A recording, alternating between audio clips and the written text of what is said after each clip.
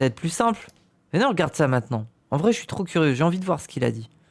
Que là, c'est frais. C'est vraiment ce qui se passe en ce moment. J'ai besoin de comprendre. Bonsoir. Bonsoir. François Ruffin, merci d'avoir accepté cette invitation. Vous avez été réélu dans la Somme avec 52% des voix. Vous avez eu cette phrase hier soir. Vous avez été réélu avec des voix de Ensemble grâce à un désistement.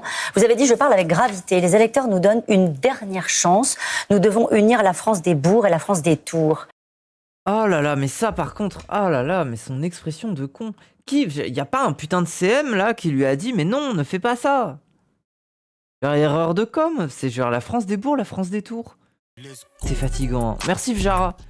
Puis en plus, en fait, c'est une manière de dire les blancs et les autres. Et les autres, ils sont forcément dans des tours, quoi. La France des tours, c'est vraiment, c'est que la banlieue. Hein.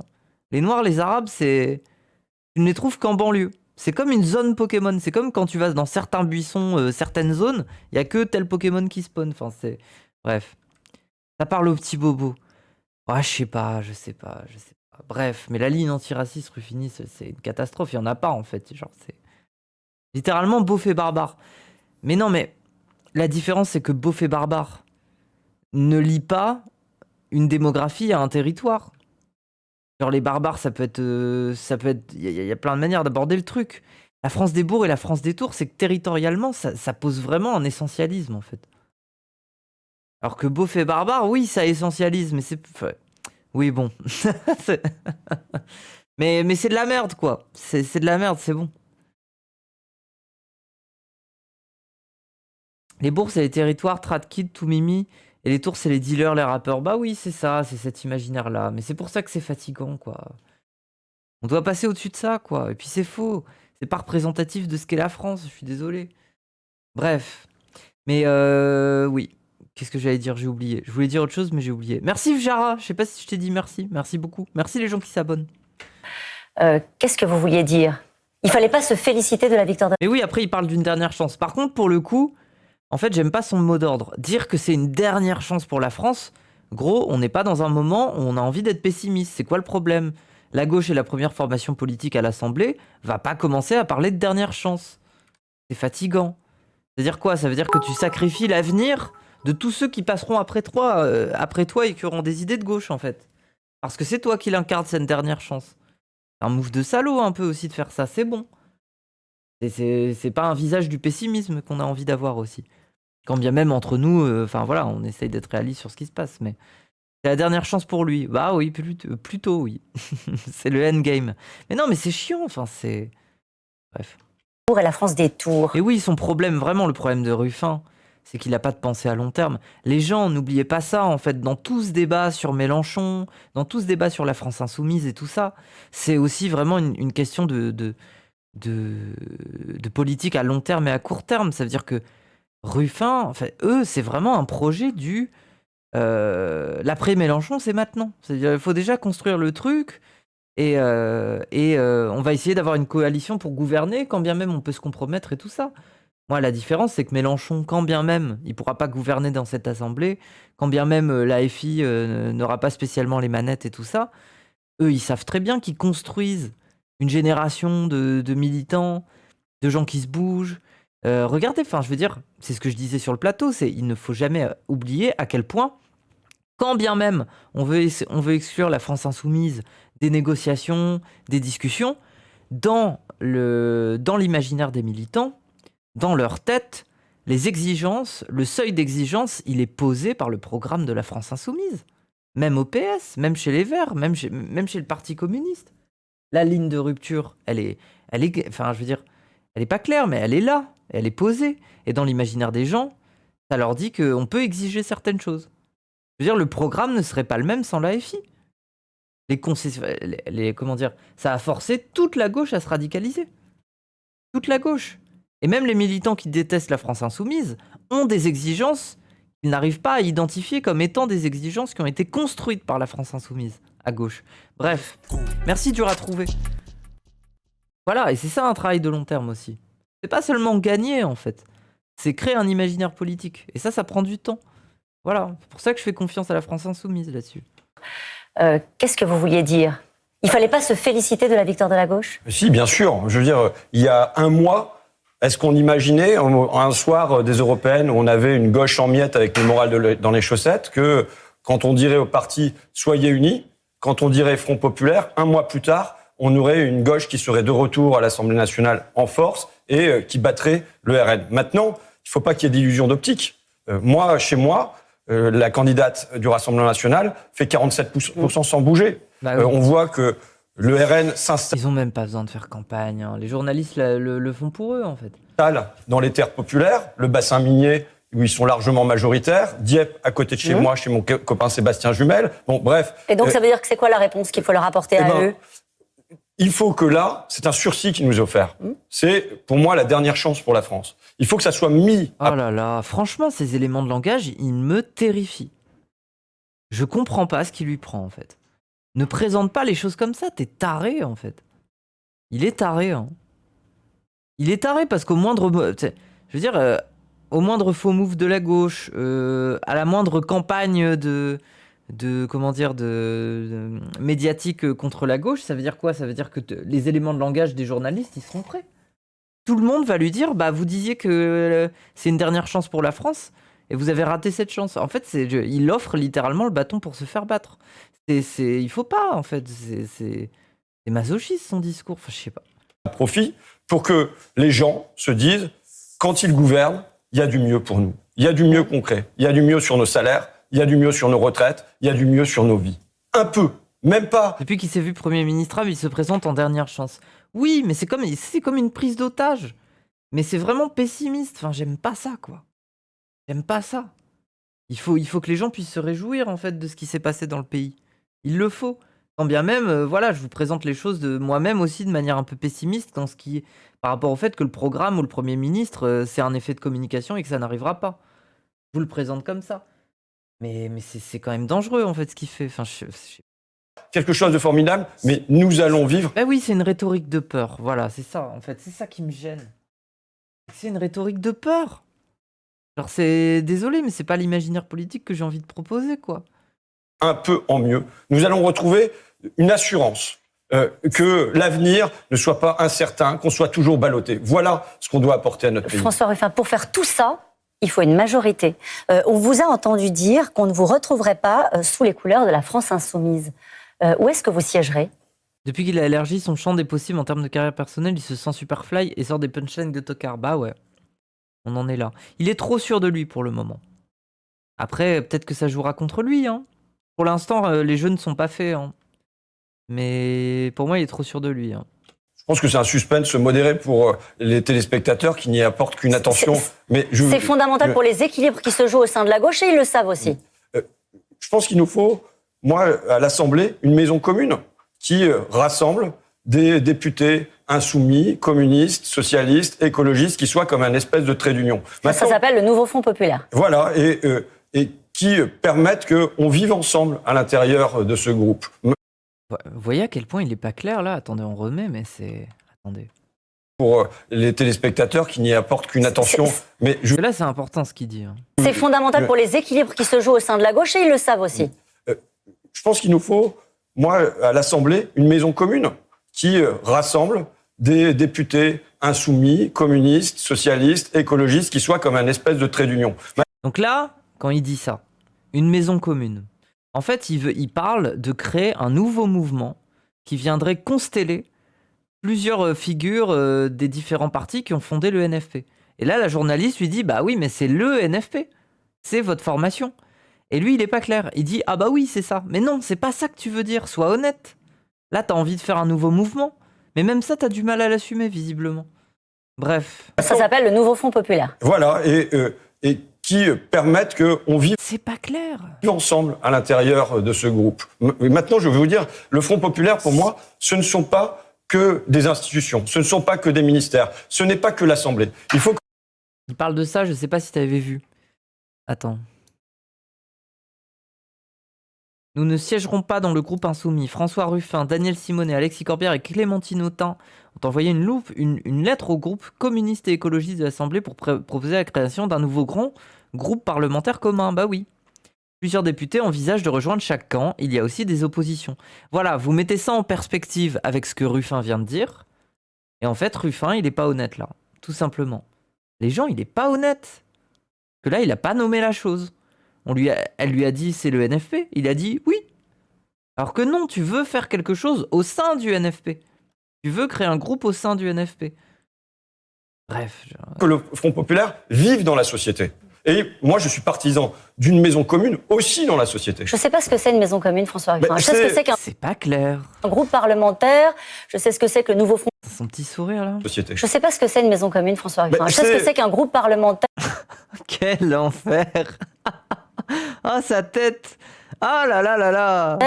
Je sais ce que c'est que le nouveau Front populaire, mais une maison commune, je ne sais pas ce que c'est. Vous regardez là ce qui s'est passé de formidable dans notre pays. Moi, dans ma campagne, j'ai eu des centaines d'hommes et femmes de bonne volonté qui sont venus, des jeunes, des moins jeunes, des militants Oui, beaucoup de France Insoumise. Hein. Précise-le. Hein. aguerris, d'autres non, qui sont venus pour tracter, qui sont venus pour faire du porte-à-porte. Mais on songe aussi à ces millions de personnes qui ont voté avec espérance et qui, aujourd'hui, avaient le sourire. C'est une force qui s'est levée.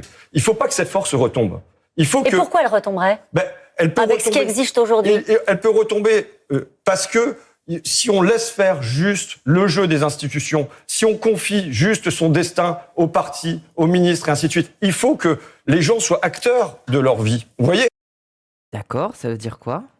Le Front populaire, en 1936, ça a été d'un côté Léon Blum, Roger Salengro, Jean Zay et bien d'autres, mais ça a été aussi une société qui s'est mise en mouvement. Aujourd'hui, Il veut dire quoi? Il veut dire appel à la grève et tout ça? Mais sois clair dans ce cas-là. Oui, mais bon. il nous faut une société qui s'est mise en mouvement, et je pense qu'il nous faut une maison commune qui font que tous ces gens qui se sont réveillés, qui sont partis avec un tract ou avec leur bulletin de vote, et qui étaient insoumis, communistes, socialistes, écologistes, sympathisants, ou qui étaient pour la plupart sans étiquette et n'ayant pas envie d'avoir d'étiquette. Je pense qu'il faut qu'ils aient la possibilité de se retrouver sous un toit commun. Voilà. C'est pas un parti politique. Mais il y en a quasiment pas des gens comme ça. Je veux dire, tout le monde est à peu près encarté. Et la plupart des militants qui sont venus filer un coup de main, c'est des gens sympathisants à LFI pour beaucoup. Genre, c'est... En fait, ça... Il est en train de... En fait, il fait comme s'il y avait plein de gens qui étaient de gauche, qui avaient filé un coup de main, mais qui se reconnaissaient nulle part. Mais c'est faux. Les sensibilités, elles sont déjà là, en fait. Je comprends rien. Mais oui, mais parce que c'est flou. C'est volontairement flou, en fait. C'est pour ça que ça m'énerve. Il est pas clair. Bah oui. Et en plus, là, il est en mode, oui, il faut pas seulement se laisser noyer par le jeu des institutions et tout ça. Mais de toute façon, ça sera le cas. Genre, est-ce que Macron a déjà joué fair play une seule fois depuis qu'il est président, en fait? Une seule fois. Non, il a toujours utilisé tout ce qui était en son pouvoir, sous la Ve République, pour mettre des bâtons dans les roues de tous ses adversaires et casser les couilles. Et il le fera. Et c'est pour ça qu'il envisage déjà Darmanin Premier ministre. Les gens, ne vous faites pas de mauvaises idées aussi là-dessus. Donc même cette histoire de grande coalition et tout ça, je veux dire, le PS, franchement, s'ils veulent y aller, qu'ils y aillent. Hein. Avec un Darmanin Premier ministre pour essayer de gouverner, là, qu'ils y aillent. Hein. On va bien rigoler, hein. Mais bon. Cette maison commune. Non, vous savez, hier soir, en me couchant, je me disais, finalement, il y a des coopératives ouvrières, et c'est une belle histoire. Il y a des coopératives agricoles, et c'est une... C'est quoi cette histoire de Darmanin Premier ministre? C'est Macron qui veut mettre Darmanin Premier ministre, apparemment. Vous voyez dans quelle position il est, hein? On n'est certainement pas dans l'apaisement, on n'est pas dans l'intention de gouverner. Non, pas du tout. On va mettre Darmanin Premier ministre, c'est-à-dire on va mettre vraiment le plus à droite de son gouvernement, le plus proche du Rassemblement National pour faire chier, en fait, genre tout simplement. Ah, il pleut dehors. Ah oui, c'est pour ça le bruit. Une belle histoire. Pourquoi on n'aurait pas une coopérative politique qui permettrait un homme, une voix, qui permettrait que, on avance ensemble. Mais pour et qu'on l'instant, fasse les institutions commune. sont ce qu'elles sont. On a vu tout à l'heure la répartition des postes à l'Assemblée nationale. Il va falloir un Premier ministre, il va falloir une majorité pour voter des textes. Mais vous savez, vous avez eu Marine Tourdelier qui est chef de parti. Moi, je ne suis pas dans le secret des alcôves. Donc je m'en tiens. On peut s'arrêter 2 secondes et regarder un peu ce truc-là. Quel plaisir. Hein. Quel plaisir. Ah, c'est bien ça. Hein. Non, mais je suis heureuse quand même. Allez, c'est bon, oui. Maintenant, on va avoir plein de problèmes. Mais ça, la grosse croûte rouge, là, ça fait plaisir quand même. à ce qui nous est dit, qui est qu'à la fin de la semaine, on aura une proposition d'un Premier ministre pour siéger à Matignon. Vous posez pas vos conditions? Non, moi je viens en homme libre ce soir, vous dire ce que j'espère pour mon pays. J'espère une gauche de bon sens, une gauche des évidences. Perso, ça m'angoisse 143 RN. Ah ouais, mais les gens, mais tout le monde s'y préparait en fait. Oui. Qu'il fasse quoi? Qu'il fasse que pour le travail, tous les habitants de notre pays puissent vivre de leur travail, bien en vivre et pas seulement en survivre. Que pour les impôts, on ait enfin de la justice fiscale, que les petits payent petits, que les gros payent gros. Que pour la police, on l'a entendu dans la campagne, on n'est pas une police qui passe, mais une police qui reste. Que pour l'écologie, l'agriculture... C'est que des mots-clés, hein. Une police qui passe, une police qui reste. L'industrie, on produise ici. Qu'est-ce que ça veut dire? Genre la police, elle fait que passer. Mais là, cette fois-ci, elle va rester, genre.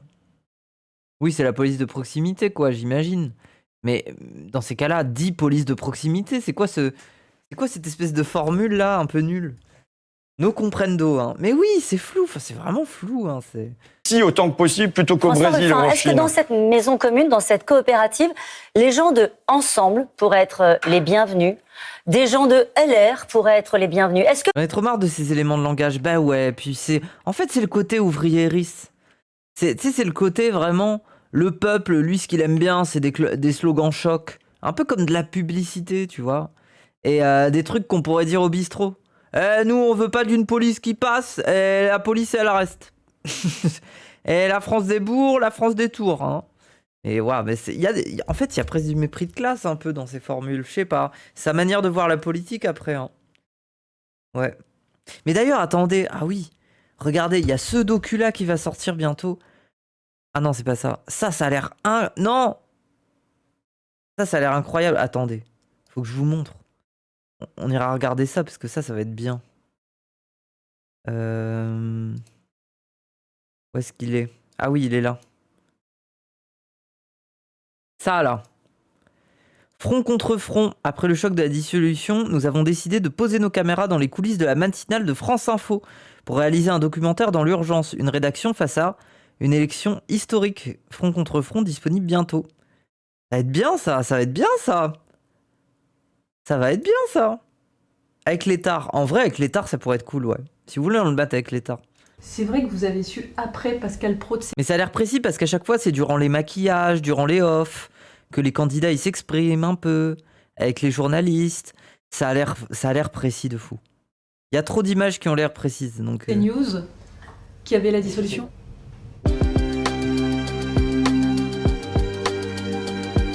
Tu vois bien qu'ils sont tous tendus, qu'ils ont tous la trouille. Ceux qui apparaissent comme étant finalement les plus sereins, c'est le Rassemblement national aujourd'hui. Ah bah pour moi, on va être majoritaire. Hein. Ah bah on va être majoritaire. Hein. Absolu. Ah bah oui. Je suis... Mais ne serait-ce que pour ça, on a gagné. On leur a fait avaler la monnaie de leur pièce. Mais aussi, voilà, c'est pour ça que je voulais vous montrer. Regardez, plein de séquences porte-à-porte avec Ruffin qui fait des flops. Ça, c'est le plaisir aussi, regardez. On va voir plein de flops de Ruffin dans ce documentaire. Et ça, c'est bien, ça. Votre député. Ah ouais, on verra ça. Ouais, on verra ça, ouais. Bon, je vous mets dans la boîte aux lettres, alors?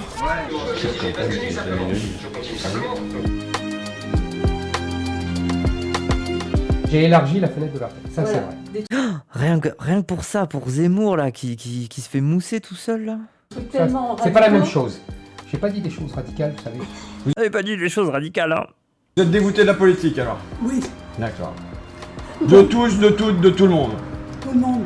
Vous avez Kylian Mbappé qui est contre vous, une centaine de sportifs, Ouais, mais à chaque des fois. influenceurs, Ouais, mais à chaque fois. des youtubeurs comme Squeezie par exemple, qui disent faut faire barrage au Rassemblement National. Ouais, Squeezie, c'est 10 millions d'abonnés sur les réseaux. Sur Instagram, justement. Dépassé par Thibaut InShape. Oh là là, dépassé par Thibaut InShape, hein, quand même, hein, faut le dire. Hein. Putain, mais même eux, ils sont au courant des dramas. Même les espèces de... Les espèces de vieux du RN, là. Dépassé par Thibaut. Mais oui, mais le fait qu'il soit capable d'en parler, ça me fascine. Bon, vous voyez la suite comment? Dans le brouillard. Il y en a qui... D'accord. Je suis d'accord. Putain, mais ça, voilà, ça c'est l'image. Ça c'est l'état dans lequel on est actuellement là.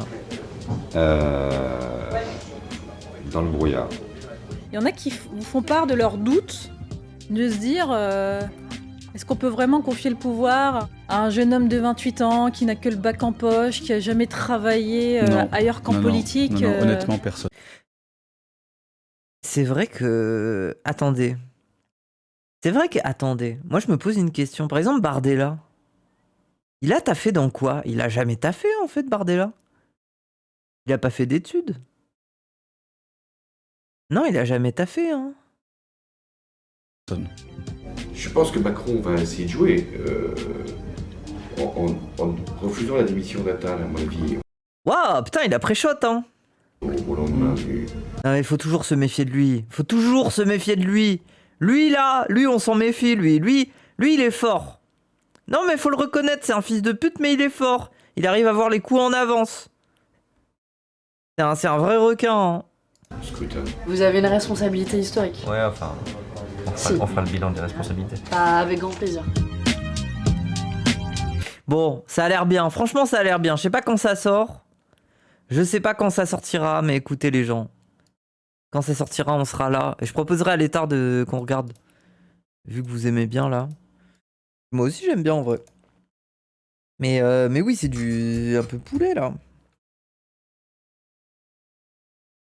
Il a jamais taffé, il a fait le RN direct avec gros salaire. Ah ouais? Je me demande à quel âge il a commencé. À quel âge il a commencé dans le RN? C'est normal de refuser la démission du Premier ministre quand il n'y a pas de successeur nommé. Oui? Tant que possible, plutôt qu'au François Brésil ou Ruffin, en est-ce que Chine. dans cette maison commune, dans cette coopérative, les gens de Ensemble pourraient être les bienvenus, des gens Bonne question. Vas-y, qu'est-ce qu'il va dire? de LR pourraient être les bienvenus? Est-ce que c'est ça qu'il faut imaginer comme nouvelle manière de faire de la politique? Bon, vous savez, ma famille, c'est la gauche.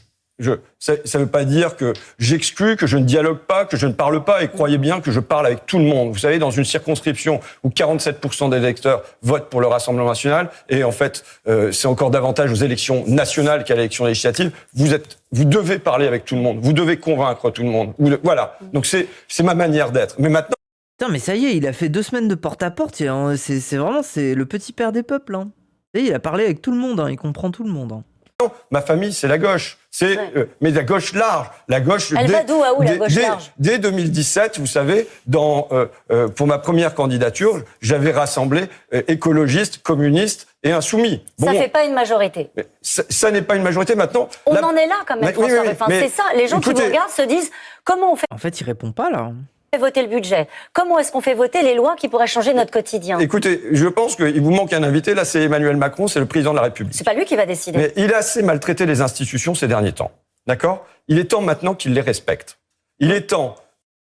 Oui, c'est vrai. Mais il le fera pas, en fait. Acte.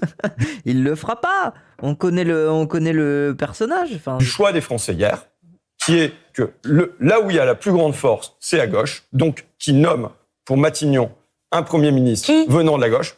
Les partis sont en train de se mettre d'accord. Non, c'est pas moi. C'est pas le sujet. Donc c'est non. Bah déjà, ça en fait un qui n'est pas candidat. Mais arrête, mais gros, mais bien sûr que tu te présentes comme Premier ministre, Ruffin. Deuxième point, c'est que il faut qu'ils disent à ces députés qui sont à l'Assemblée nationale qu'ils ne soient pas là pour s'opposer, qu'ils ne soient pas là pour déposer des motions de censure en permanence, mais qu'ils laissent à la France une chance. Voilà. Non, les gens, il est pas naïf, Ruffin. Par contre, il est trop sûr de lui. Mais c'est pas de la naïveté. Vous voyez? Et que, ensuite, selon les textes de loi, il y a des discussions, il y a des amendements, il y a tout ça. Il y a un travail. Demande aux députés de Ensemble de collaborer avec cette gauche. C'est une originalité de se dire qu'on va peut-être avoir une démocratie parlementaire. Mais peut-être que c'est un moyen de respirer aussi. Vous savez, il faut cesser de brutaliser les Français. Il faut maintenant apaiser. Il faut calmer le jeu. Voilà. Donc, et là, on a... D'accord. Une occasion de passer quand même à ce qui a été vécu. Et on n'en serait pas là. On n'aurait pas été au bord du ravin si jamais on n'avait pas une brutalité de la part du président de la République ces 2 dernières années. En fait, ce qui me casse les couilles dans son élément de langage, c'est que la France a une dernière chance, il faut pas brutaliser les institutions, il faut apaiser. Et ça veut dire quoi? Ça veut dire que quand ça sera plus lui dans l'équation à gauche, que les gens voudront pas de lui comme Premier ministre, Il va nous sortir quoi? Il va nous sortir, bah vous voyez, cette dernière chance que la France nous a donnée. Jean-Luc Mélenchon l'a envoyé chier. Il va dire quoi? Je sais pas. Et en fait, il a un truc pessimiste. Et je sais pas, il veut faire du mal, je sais pas. Là, qui n'a pas respecté. C'est quoi cette nouvelle pépé Goofy? Bah c'est moi, je suis jolie sur la pépé, non? Et cette consigne-là, qui a d'une certaine manière brutalisé aussi les Français, en tout cas par le verbe. La France insoumise. Je distingue Vous le savez. Je distingue les responsabilités. Vous savez, Madame Roux, si on veut être sérieux sur pourquoi le Rassemblement national fait 10 millions de voix hier. Pourquoi c'est aujourd'hui encore la première force politique du pays et c'est quelque chose qu'on ne doit pas perdre de vue. Si Oui, tu es sur mon Apple Watch.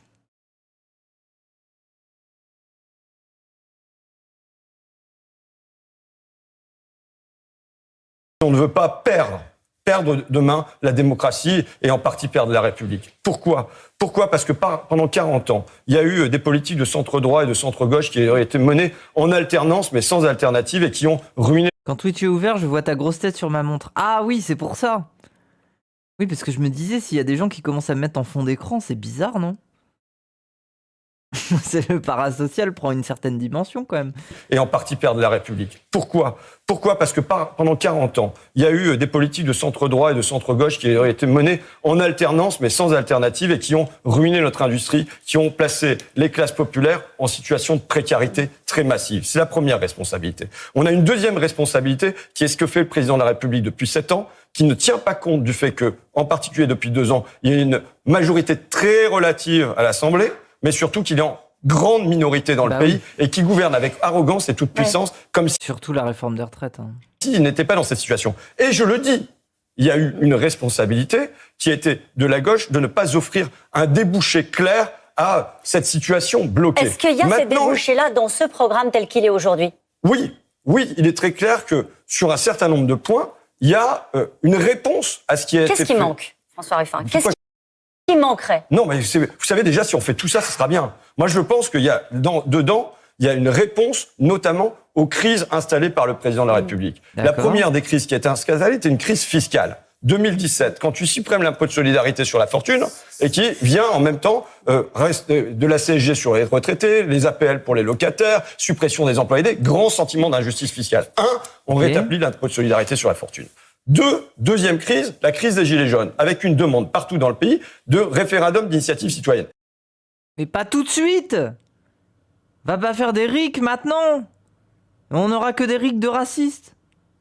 Faut pas faire ça, en fait. Et je dirais que le vote de dimanche et du dimanche d'avant, avec un... Moi, je deviens stalinienne si tu mets des RIC, en fait. Déplacement massif de électeurs montre une volonté d'intervention. Troisième crise, qui est la crise des retraites. Trop de fachos pour le RIC. Ben en fait, non. Mais en fait, le problème du RIC, les gens, c'est que le RIC, c'est un outil formidable, mais dans une démocratie où on n'est pas dans une sorte de plutocratie médiatique, en fait. Moi, je veux bien. Mais pas quand tous les médias sont aux mains des milliardaires et que si jamais il y a un référendum, littéralement, ils peuvent faire campagne médiatiquement pendant des semaines pour créer pour littéralement créer un consentement général, en fait. Plutocratie. Non, plutocratie. Le RIC, on peut lui fixer un 4, arrêtez de prendre les citoyens pour des débiles. Mais c'est pas que je prends les citoyens pour les débiles, mais que tu vois bien que quasiment tous les gens qui votent RN, c'est aussi parce qu'ils voient ça à la télé. Il y a quand même un problème dans ce pays. Je veux dire, c'est...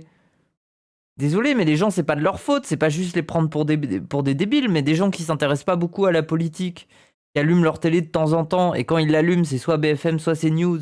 Et globalement, ils pensent se forger un avis rapidement.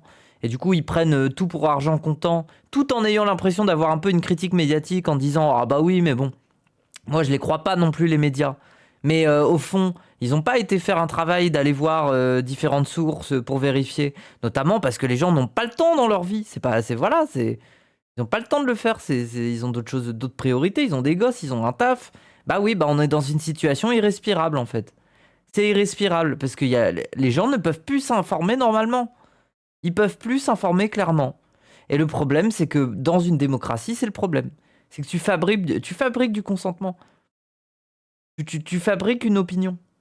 Les médias ont été, je veux dire, littéralement, Bolloré, CNews, ça a été, je sais plus combien d'argent, de millions de pertes depuis plusieurs années, là. Bolloré s'est ruiné. Alors, ruiné, c'est un grand mot, parce que c'est Bolloré. Mais CNews est une ruine. Financièrement, ça ne rapporte rien. C'est à perte que CNews tourne. Mais c'est précisément pour ça, en fait, que ça sert. Quand bien même c'est à perte, quand bien même ça génère pas de chiffres, ça génère une opinion. Ça crée une opinion. Donc le RIC, mais dans de telles conditions, c'est pas possible, en fait. Il faut déjà qu'on assainisse la vie publique, la vie journalistique de ce pays avant de pouvoir avoir une forme de démocratie de ce type-là. Désolé, mais bon. On a un président de la République qui impose la retraite à 64 ans, contre 8 salariés sur 10, contre tous les... Oui, en ce moment, il y a les auditions de l'Arcom. D'ailleurs, j'espère vraiment que le média, ils vont avoir une fréquence. Hein. Vraiment, j'espère que le média va... Voilà, au moins, on aurait un début de respiration, parce qu'il y aurait le média, quoi, même. Syndicats unis, et contre une majorité de députés à l'Assemblée nationale. Eh bien, on abroge la réforme des retraites. Vous savez, très rapidement, on fait ça. Et déjà, je pense qu'il y a des nœuds qui seront coupés. La question demeure, celle que je vous posais au début, c'est avec qui, comment. Pour l'instant, on ne voit pas le chemin se dessiner. Je vous dis, moi, je lance un appel aux députés ensemble à ne pas s'opposer à ces 3 mesures qui sont de nature à rétablir de la concorde dans le pays. Et ça, il faut que les députés de l'ancienne majorité l'entendent. Il faut qu'ils entendent qu'ils ont agi avec brutalité à l'égard du pays et que maintenant, il s'agit de trouver le chemin qui permette de le réconcilier. Merci beaucoup, François Merci Ruffin. à vous, madame. Très belle. Ça me fascine. Hein. En fait, c'est des siècles d'analyse de la lutte des classes pour avoir Ruffin qui finit par nous dire qu'il faut gentiment parler aux bourgeois qui protègent les plus grandes fortunes de ce pays. Pour juste leur dire gentiment, bah voilà, il faut être gentil. Je sais pas, gros, ça me fatigue, il me fatigue ce gars.